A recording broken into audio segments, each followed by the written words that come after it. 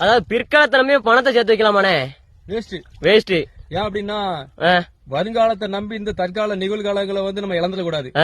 நிறைய பேர் நம்ம அதான் இழந்துட்டு இருக்கோம். காசு பணம்னு தேடி ஓடி போய் தேடி உண்டு பண்ணி வைக்கிறோம். அதனால எந்த பிரயோஜனம் கிடையாது. யாருக்கு நமக்கு இல்ல, யாரோ ஒரு வரக்கூடிய பின்னால வரக்கூடிய சந்ததிக்காக நம்ம தேடி வாடி உண்டாக்கி வைக்கிறோம். அவன் நம்மளை எப்படி வேணாலும் இதை அழிக்க வரலாம். மகன பிள்ளைலாம் வரலாம், எந்த ரூபத்திலயும் வரலாம்.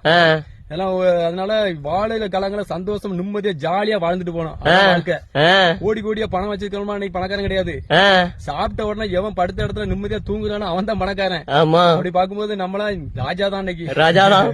அதாவது இன்னொரு விஷயம் என்ன அப்படின்னா, நம்ம எவ்வளவுதான் தேடி ஓடி போய் உண்டு பண்ணி உண்டு வச்சு கடைசி காலத்துல நிம்மதியா இருந்து சாப்பிட்டு ஜாலியா வாழலாம் அப்படின்னா அந்த காலத்துல முடியாது.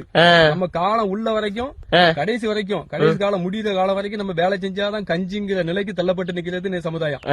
நிறைய பேரை பாத்துக்கிட்டீங்கன்னா எடுத்துக்கலாம் கூடாவே பல காரியங்களை நம்ம பாக்கணும். எடுத்து சொல்ல வேண்டிய அவசியம் இல்ல. எடுத்து சொன்ன பல காரியங்களை நிறைய பேர் உளைச்சல் ஆகலாம்.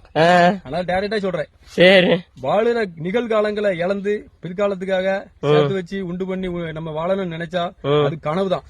விஷயம் சொல்லி நினைச்சேன் என்னன்னா, அதாவது கடந்த காலம் நம்ம நினைச்சு கவலைப்படக்கூடாது, முடிஞ்சு போச்சு. வரக்கூடிய காலம் நினைச்சு கனவும் காணக்கூடாது. அது எப்படி இருக்குமோ நமக்கே தெரியாது. வாழுற காலம் இதுதான். வாழுற இந்த நிகழ்காலங்களை சந்தோஷம் நிம்மதியா வாழணும். சரி, ஓகே, நன்றி. நம்ம வாழ்க்கை தான் அப்படிதான் போயிட்டு இருக்கு.